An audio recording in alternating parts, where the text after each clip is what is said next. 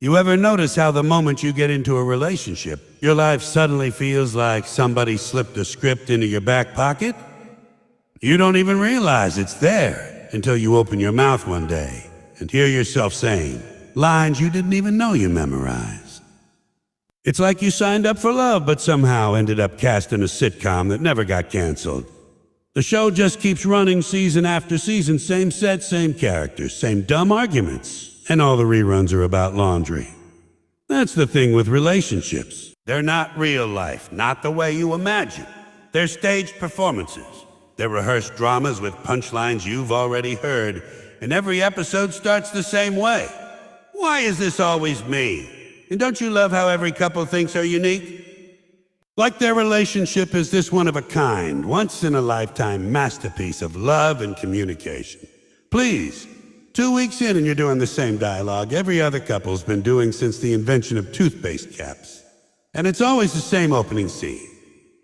One person standing in the kitchen, glaring at a sink full of dishes. They've got that look on their face, that tight-lipped smile like they're trying to win an award for most patient human alive.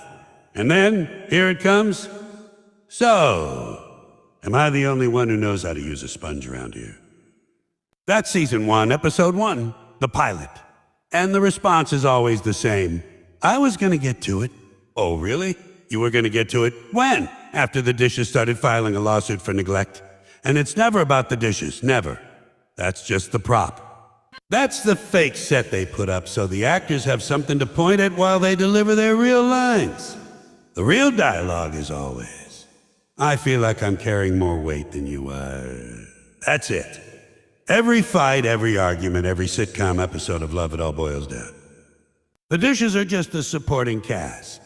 You ever notice how you can tell where the argument is headed just by the first 3 words? It's like watching a rerun. You don't need to see the whole thing. The moment someone says, why do you always... You already know the plot, that's your cue. You could recite the rest yourself. Why do you always leave the towels on the floor? I don't always leave them on the floor. Yes, you do. No, I don't. That's not a fight, that's karaoke with anger. Same verses, same chorus over and over until one of you storms out and slams the door for dramatic effect. And that's the big season finale right there. The door slam. Cue the laugh track. And the funny part is you know you've done this before. You can feel it. You're standing there thinking, wait a second. Didn't we argue about this exact thing last month? Weren't we in the same room using the same words, making the same faces? That's because you were. It's déjà vu with dirty laundry. That's what relationships are, reruns of arguments you thought you canceled last season. You didn't. The network renewed them for another year. Congratulations. And don't you love how couples always think their arguments are unique? Like, oh, we have this really complicated dynamic. No, you don't. You've got the same plot as everyone else. The difference is just the props. One couple fights about the dishwasher. Another fights about the thermostat. Another fights about who takes longer to get ready. Same argument, different setting. It's like watching the same sitcom but with a new wallpaper. And here's the kicker. The lines never improve. You never come up with new material. You just recycle the same dialogue with slight variation. You never listen to me. Then what did I say? Something about socks. That's not communication, that's slapstick. That's a bad sketch comedy routine, and you're the star. And at the beginning of a relationship, you don't notice the script because the pilot episode is always charming. Everything's cute. You're fascinated by each other. You're laughing at the quirks. Oh, you snore? That's adorable. Oh, you leave the milk out sometimes. How quirky. Cut to a year later. If you leave the milk out one more time, I'm buying my own refrigerator. That's how fast the writing turns. Same lines, different delivery. What was once charming becomes irritating because the pilot glow wore off and now you're in season 4 with declining ratings. And every sitcom needs catchphrases. Relationships have them too. Only they're not funny. They're ominous. We need to talk. That's the catchphrase that sends chills down your spine. Are you seriously wearing that? Another classic? And the big one. It's fine. Oh boy, you know damn well it's not fine. Well, fine in a relationship is like the cliffhanger at the end of the season. It means there's trouble coming in the next episode, but the writers don't want to spoil it yet. And isn't it amazing how people actually fall into their roles without even realizing it? One of you's the nagger, one of you's the excuse maker. One's the forgetful one, the other's the scorekeeper. You don't choose these roles. They're assigned by the script.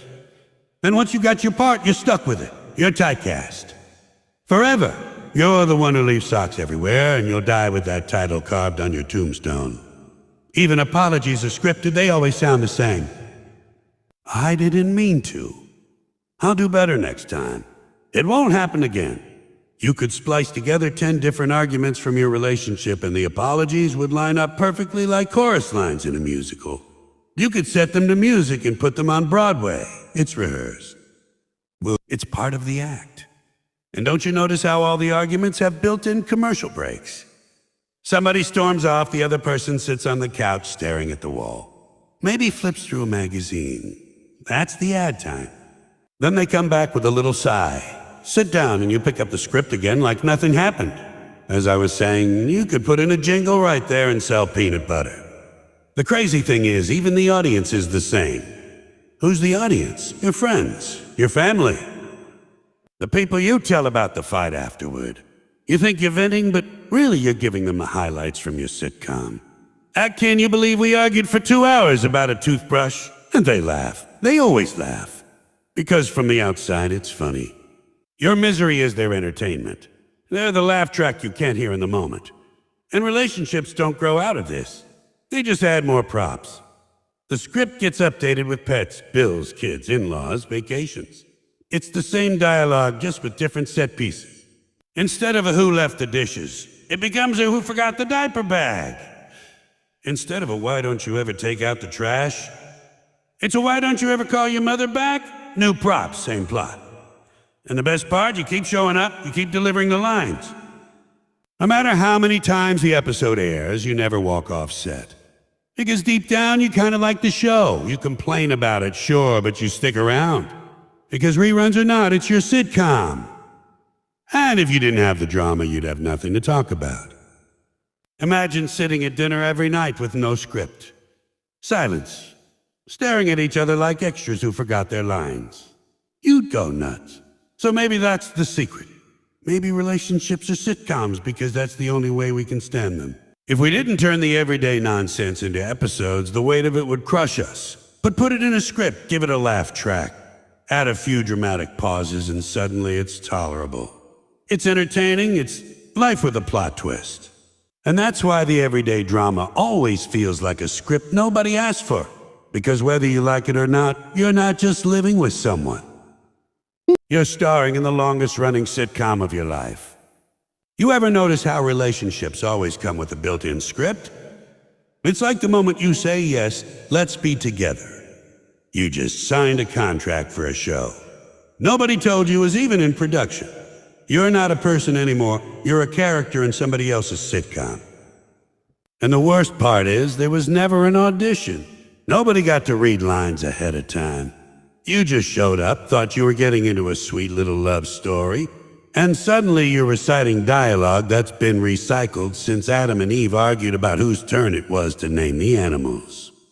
That's the thing, relationships are just reruns of the same 3 or 4 episodes. Every couple, no matter how unique they think they are, ends up acting out the same scenes. You got the argument about chores. That's season 1, episode 1 of every relationship. Doesn't matter who you are. Doesn't matter where you're from, somebody's going to yell, "Why don't you ever do the dishes?" And the other one's gonna mutter, "Well, you don't take out the trash." That's your pilot episode right there. And it keeps coming back like a bad sitcom that won't get canceled. Every season, the writers bring it back because apparently the audience loves it. The only audience is the two of you, and guess what? Well, guess what? You don't love it. And it's never just about the dishes, is it? It's never about the toothpaste cap or the socks on the floor. Those are just the props. That's the set dressing. The real script underneath is always the same. I feel like I'm doing more work than you, and I want you to feel guilty about it. That's it. That's every single argument boiled down to its core. You could replace a dishes with a laundry, replace a laundry with a picking a restaurant. Replace a restaurant with a walking the dog. Doesn't matter. It's the same dialogue, same delivery, same dramatic arc, and you both know it. You can see it coming like a rerun you've watched too many times. You ever have that moment in a fight where you realize you've said these exact words before? Same tone, same hand gestures, maybe even the same shirt. It's deja vu with an audience of two. And yet you keep going, like actors trapped on stage who can't break character. You're thinking of Jesus, didn't we do this episode last month? But no, here you are, Season 3, Episode 14, The Return of the Dirty Towels.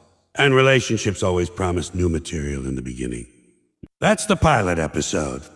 The pilot's always funny, it's always fresh. There's energy, there's charm.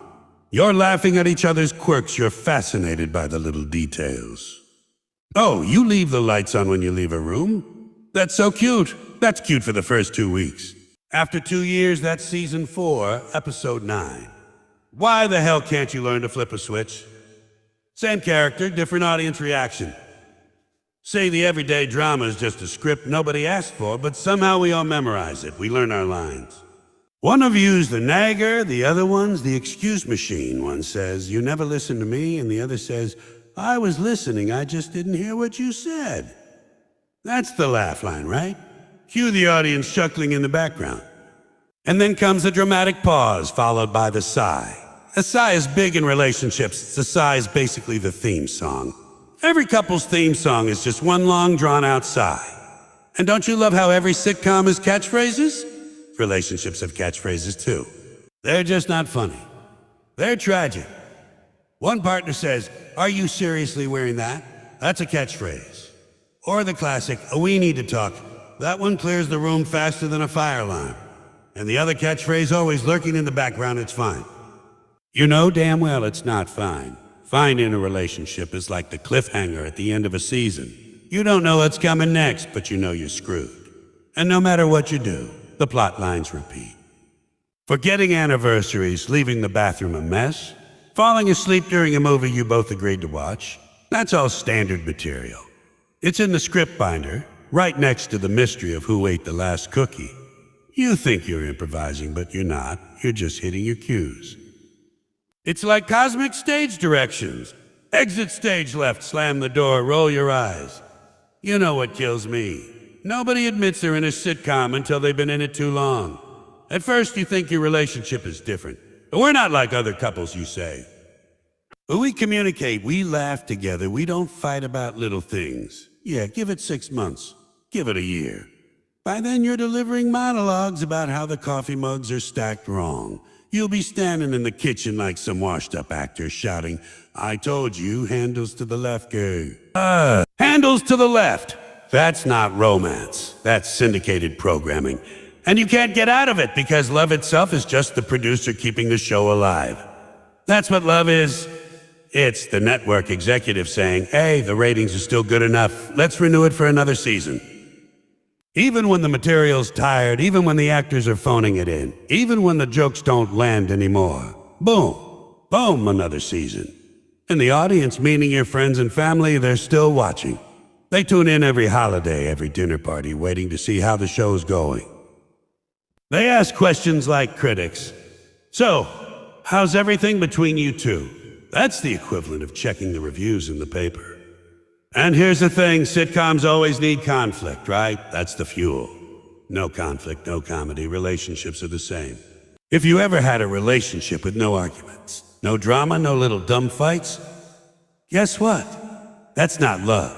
That's a documentary. And nobody watches documentaries unless they're depressed or trying to fall asleep. You need conflict. That's why the universe sneaks it in. That's why the toothpaste cap, the laundry, the thermostat, the crumbs in the bed, they exist to give you something to argue about. Otherwise, what would you talk about? The weather? You ever notice every relationship also has the guest star episode? You bring in the in-laws or the best friend or the weird cousin. Suddenly the whole season takes a turn. The energy changes. The plot thickens. The fight about dishes gets postponed because now you're united against the guest star. Did you hear what your mother said about the curtains? Or did you see how your buddy ate spaghetti like that? That's the crossover episode. That's when the ratings spike. And once they leave, boom, back to the regular programming. And the funniest part, well, funniest to me, maybe not to you, is that nobody thinks they're acting. Everyone thinks they're living authentically. This is just how I feel. No, it's not. It's how the script feels. You've just been conditioned to play your part. One of you's the martyr, the other's the slacker, one's the talker, one's the avoider. And if you try to switch roles, forget it. The other actor pulls you right back. You can't suddenly decide, at this time, I'll be the one who's calm and collected. No, the other person will ramp up just to keep the balance. You can't escape your character once it's cast. And relationships don't just feel like sitcoms. They age like them too. In the early seasons, there's energy. There's chemistry, there's excitement. The audience, meaning your friends, are all saying, wow, what a great couple. They're so fun to watch. By season 5, people stop tuning in. By season 7, you're just background noise while somebody folds laundry. And if you're lucky, you get that rare reboot later in life. Maybe a vacation, maybe a spontaneous trip, maybe you both remember why you liked each other in the first place. That's the equivalent of bringing in a new character to spice things up. Oh, look, they got a dog. Maybe this will save the show, but you can't fool me. I see it. Relationships are sitcoms, plain and simple. And you can either laugh at it or drive yourself crazy trying to rewrite the script. Me, I say lean into it. Embrace the reruns, learn to love the catchphrases, and every now and then try to improvise.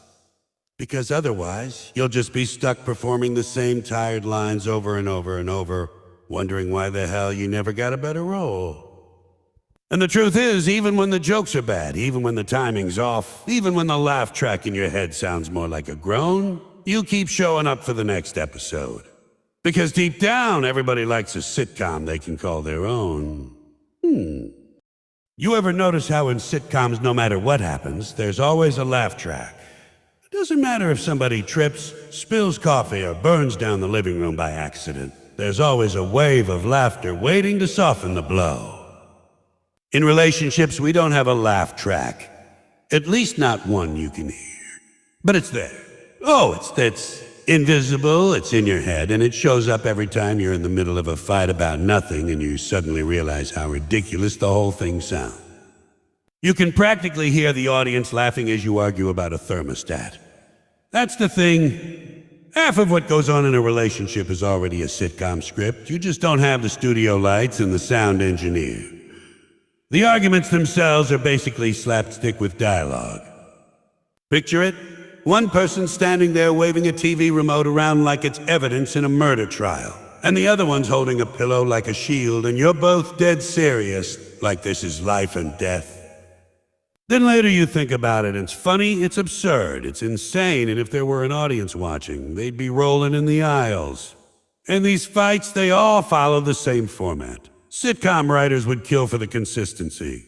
There's the setup, the misunderstanding, the escalation, the big dramatic silence, and then the half-assed apology that doubles as a punchline. You couldn't write it better if you tried. Think about the setup. It's always something small, something tiny. It never starts with anything big. Nobody wakes up in the morning and says, let's argue about our entire existence today. No. No. It's always, how did you move my keys? That's the seed. The little pebble that rolls down the hill and you don't even realize it yet, but that pebble's about to trigger an avalanche of nonsense. And then comes the misunderstanding. One person says, I didn't move your keys, and the other person says, well, they were right here. And before you know it, you're both reenacting a scene from some bad courtroom drama where the evidence is always missing. The keys are the smoking gun, and both of you are convinced the other one's guilty. Meanwhile, the damn keys are sitting in your jacket pocket. But you don't check the pocket, because if you check the pocket, the episode's over too soon. The writers don't want that. They want tension. They want the back and forth. And here's where the laugh track sneaks in, because if you could step outside yourself for just 1 second in the middle of that argument, you'd hear it. You'd hear the laughter. You'd hear the audience clapping every time somebody says, I know you moved them. Or you always blame me for everything. Big applause break right there. The audience loves it when the characters recycle their catchphrases. Then you get the escalation. Now the volume's up. Now it's no longer about the keys were just the opening gag. Now it's about who respects whose time, who does more around the house, who takes forever to get ready, who never listens. Suddenly the keys are gone. They've been written off the script. The writers moved on to a bigger conflict because you can't sell reruns of a Where Are My Keys? But you can sell You Don't Appreciate Me. That's syndication material right there. And then the silence. You know the silence. Every couple knows the silence. It's the pause where one of you says something just sharp enough that the other person has no immediate comeback. And now the whole room goes quiet. You can practically hear the studio audience go, "You." That's the dramatic pause. That's the cliffhanger moment where everyone leans in to see what's going to happen next. Will he apologize? Will she storm out? Will somebody cry? Don't change the channel, folks. We'll be right back after this word from our sponsors. You know what fills that silence? In your head, it's the laugh track again, because it's ridiculous. You're standing in your kitchen, two grown adults, frozen in a standoff over keys, socks, dishes, or whatever tiny object set you off this time. And the silence feels like the whole world stopped. But if there were cameras rolling, people would be in stitches. They'd be laughing their asses off at the way you're both pouting like third graders who lost recess. And then comes the apology. Oh, the apology. In sitcoms, the apology scene is always sappy and heartwarming. The music swells, the characters hug, and everyone feels better. In real life, forget it.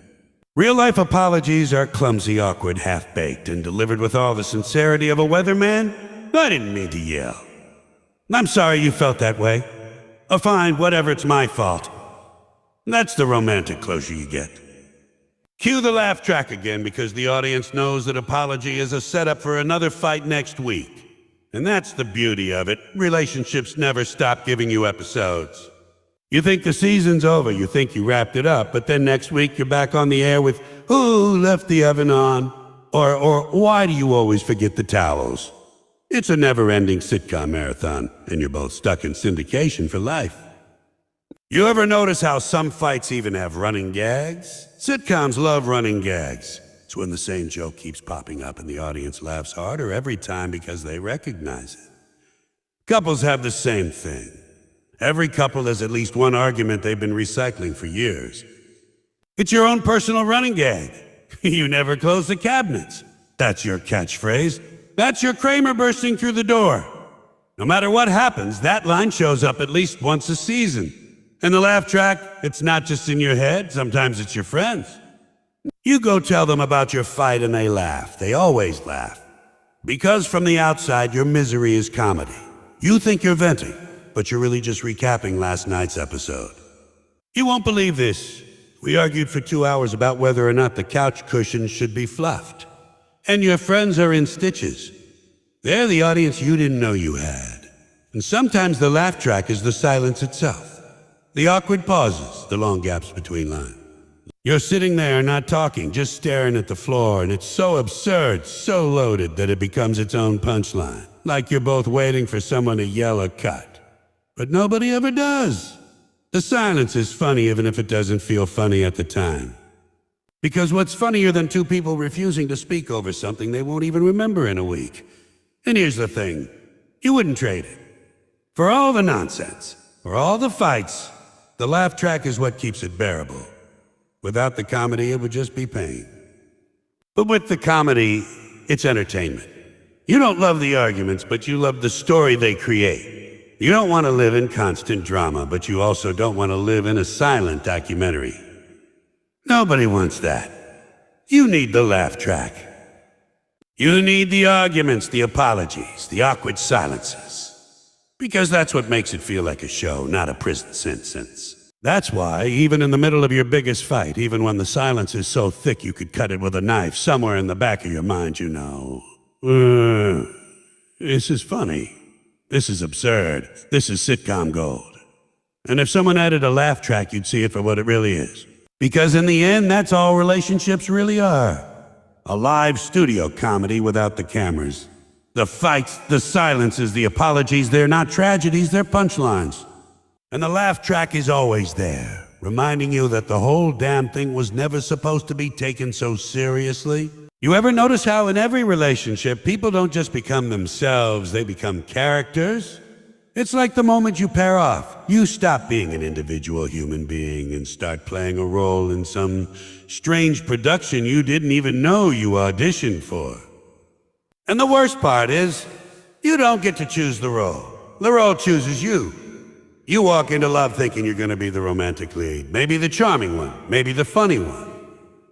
And before you know it, you're cast as the forgetful one, who never remembers the anniversary, or the nagger who keeps a spreadsheet of every household crime committed since 1992.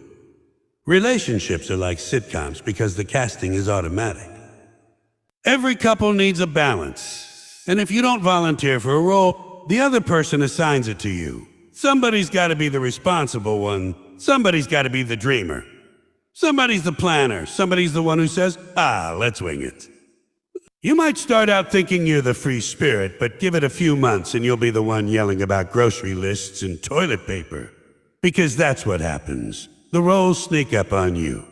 And once you're typecast, good luck breaking out. Try being the responsible one your whole relationship, then suddenly decide you're going to be spontaneous. Doesn't work. You buy concert tickets last minute and your partner looks at you like you're insane. What do you mean we're going out on a Tuesday? You're the responsible one. You're supposed to worry about the alarm clock, the budget, the leftovers in the fridge. You can't escape your role. It's glued to you like bad theater makeup. It's like watching a sitcom you've seen too many times. You know exactly how each character is going to react because they're locked into their parts. The goofy one says something dumb. The serious one rolls their eyes, the neurotic one freaks out. The calm one mediates, and you sit there thinking, man, these people need new writers. But that's how relationships work. The writer's room is your daily life, and nobody's creative enough to change the story. Think about it. In every couple, there's always the keeper of the calendar. This is the person who knows every birthday, every appointment, every anniversary, every dentist visit. Without them, you'd forget your own birthday. And the other person, they're the one who forgets. That's their role. They forget birthdays, they forget dinner reservations, they forget why they even walked into the kitchen. And the calendar keeper gets furious, but deep down they need that role. If the forgetful one suddenly remembered everything, the keeper wouldn't know who they were anymore. Their whole identity depends on being the one who remembers everything. Same thing with money. There's the saver and the spender. That's universal. One person is out there clipping coupons, saving receipts, and hiding money in coffee cans. The other one is buying inflatable hot tubs at 3 a.m. because it'll look fun. They drive each other crazy, but without each other, they wouldn't function. 2 savers together, they'd never leave the house. 2 spenders together, they'd be bankrupt before the weekend. So the universe locks you into your roles to balance things out. And in every relationship, you've got the optimist and the pessimist. One person wakes up in the morning, birds are chirping, sun is shining, it's going to be a great day. And the other person grumbles, we'll see how long that lasts. That's your comedy duo right there. The optimist drags you into trouble, the pessimist complains the whole way. And together you've got a sitcom episode. You don't get to pick your character. Your partner picks it for you by default. They need someone to fill in the gaps. If they're messy, you become the neat freak. If they're neat, you suddenly discover you're the slob. You didn't know you were a slob until you moved in with a neat freak. Before that, you were just a normal. Now you're the slob who leaves socks in the living room and crumbs in the bed. You got typecast overnight. And the funny part is, the audience, your friends and family, they know your roles better than you do. You bring your partner to a party, and right away your friends go, oh, you must be the organized one. Or, you're clearly the talker. They spot it instantly, like critics watching the pilot of a new show. They can tell who's going to be the comic relief and who's going to be the straight man before you even finish your drinks. Every relationship needs a straight man. Not in the romantic sense, the comedy sense. Somebody's got to be the serious one so the other person can be the fool. Without the serious one, the fool isn't funny. And without the fool, the serious one isn't interesting. That's the formula. Abbott and Costello, Laurel and Hardy, Lucy and Ricky. There's always a balance. You don't think your relationship is like that. Try telling a joke at dinner and watch who rolls their eyes. There's your straight man. That's their role. And they're damn good at it. And here's the thing. Once you're cast, the show locks you in. You can't just change roles halfway through the season. Imagine if suddenly the neat freak decided to be the slob and the slob decided to be neat. That's chaos. The whole sitcom falls apart. The audience wouldn't know who to laugh at. So you both go back to your assigned parts because that's how the story works. Even the arguments follow the casting. You've got the yeller and the silent one. One person raises their voice, the other folds their arms and stares at the wall. That's their thing. That's how they fight. And you can't swap. If the silent one suddenly yelled back, the yeller would be lost. They'd be like, wait, that's my role. You're stealing my lines. And then the fight would stop just out of sheer confusion. Relationships are just stage plays and you're the actors. And the longer you stay together, deeper the typecasting goes. You become so good at your role, you can do it in your sleep. In fact, you probably do. People have arguments in their dreams because they've rehearsed the lines so many times in real life. And what about the blamer and any excuse maker? Classic duo. Something goes wrong, one person immediately points the finger. This is your fault. The other person instantly has a list of reasons why it wasn't. Doesn't matter what it is. Flat tire, burnt dinner, lost remote. The formula never changes. One blames, one excuses. That's the sketch, that's the scene, and it plays out forever. Then you got the tech person and I'm the non-tech person. That's a modern role, but it's been around since the VCR. One person knows how to fix the Wi-Fi, program the TV, set the alarm clock.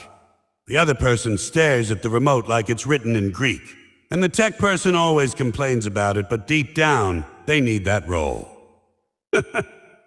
Because if the non-tech person ever learned how to fix the router, the tech person would lose their identity.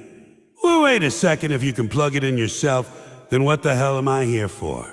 You can't escape these roles because relationships need structure. They need balance. They need the comedy of opposites. Two people who are exactly the same don't last.